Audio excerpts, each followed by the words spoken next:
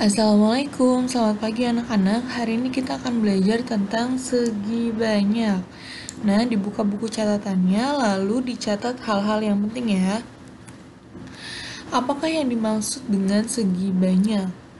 Nah, sebelum bisa menjawab pertanyaan ini, kamu coba simak penjelasan ibu berikut ini. Segi berapakah bangun di bawah ini? Nah, ini dia, ini kemarin sudah dijadikan tugas ya. Segi berapakah bangun di bawah ini? Coba kita hitung. Ada 1, 2, 3. Maka dia disebut sebagai segitiga. Dan selanjutnya ini ada 1, 2, 3, 4. Maka dia disebut sebagai segi 4.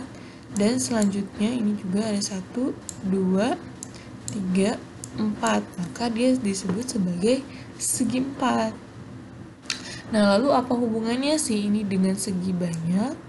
Nah, sebelum itu, coba perhatikan dulu bangun di bawah ini. Nah, ini kita namakan dengan titik ya. Kita tahu kan ini titik. Nah, lalu selanjutnya, titik ini dia kalau misalkan satu buah titik, kita tarik titik itu. Nah, yang itu dinamakan dengan sebuah garis. Jadi garis itu dibuat dari titik yang memanjang. Nah, selanjutnya,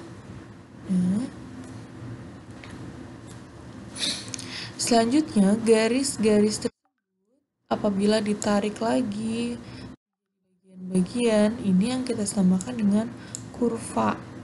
Itu. Jadi titik itu kalau ditarik memanjang, dia akan membentuk yang dinamakan garis, dan garis apabila ditarik ke berbagai bentuk atau ke berbagai arah kita namakan sebagai kurva.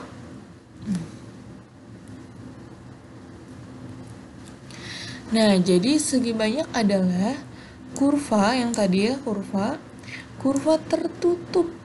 Nah, yang dibuat oleh garis-garis. Nah, yang tadi kita udah tahu nih, kurva itu kan tadi yang bentuknya seperti ini nih. Tapi kalau segi banyak, dia harus tertutup. Nah, kalau misalkan dia tidak tertutup atau dia terbuka seperti ini, maka dia bukan segi banyak.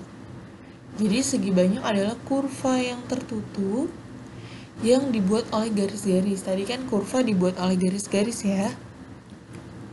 Nah, ini dia contohnya. Ini merupakan segi banyak, lihat ya. Dia seluruh bagiannya dibuat oleh garis yang tertutup atau kurva tertutup kita sebutnya. Nih lihat nih. Ya, semuanya tertutup. Ini juga disebut segi banyak karena dia dibuat oleh garis yang tertutup. Tapi ini bukan segi banyak.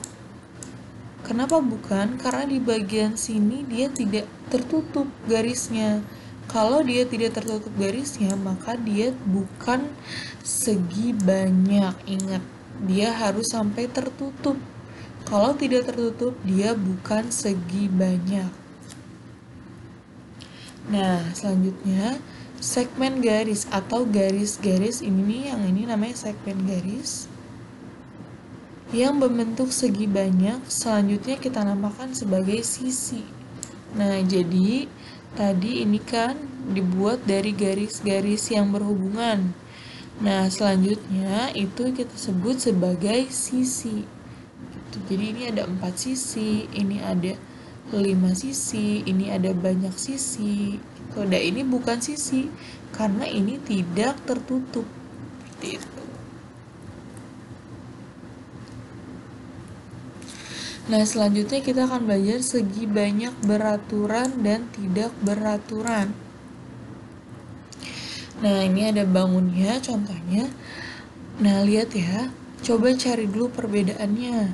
Kalau misalnya segi banyak yang beraturan itu bagaimana bentuknya? Nah, ini lihat ya. Kalau misalkan segi banyak yang tidak beraturan itu bagaimana?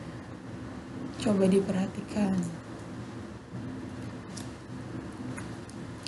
Nah, jadi segi banyak beraturan adalah segi banyak yang semua sisinya sama panjang dan semua sudutnya sama besar.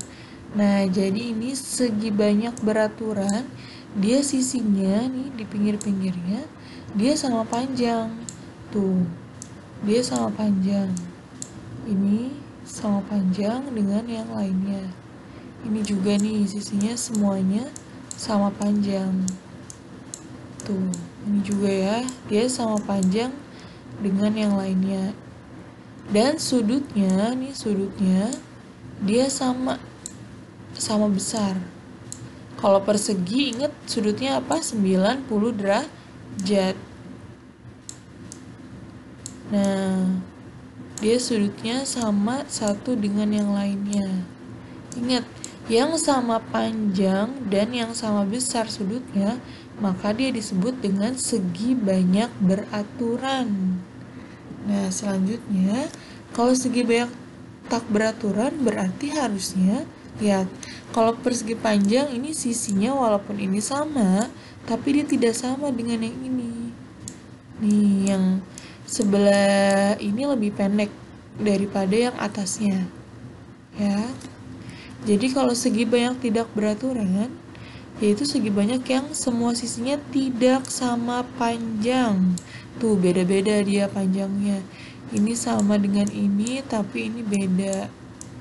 Tuh, dia beda-beda panjangnya, maka dia disebut tidak beraturan. Dan juga semua sudutnya tidak sama besar. Nah, walaupun ini sudutnya sama besar, tapi panjangnya tidak sama, maka kita masukkan ke dalam tidak beraturan. Ini apalagi ya, ini sisinya udah nggak ada yang sama panjangnya, dan juga sudutnya ini pasti beda-beda. Maka dia disebut sebagai segi banyak tidak beraturan. Sekali lagi, kalau segi banyak beraturan, panjang dan sudutnya ini sama. Sedangkan kalau segi banyak tidak beraturan, panjangnya beda-beda dan sudutnya juga berbeda-beda. Oke. Nah, selanjutnya ada sebuah tugas untuk kamu. Nah, ini coba dijawab. Untuk yang nomor 5, kamu harus buat tabel dan harus kamu kelompokkan bangun-bangun di bawah ini. Ini masuknya ke segi banyak beraturan atau ke segi banyak tidak beraturan. Ingat tadi kalau yang beraturan harus sama panjang dan sudutnya sama. Sedangkan kalau yang tidak beraturan, dia pasti tidak sama panjang dan sudutnya tidak sama. Ini ada contoh tabel untuk nomor 5, kamu buat seperti ini.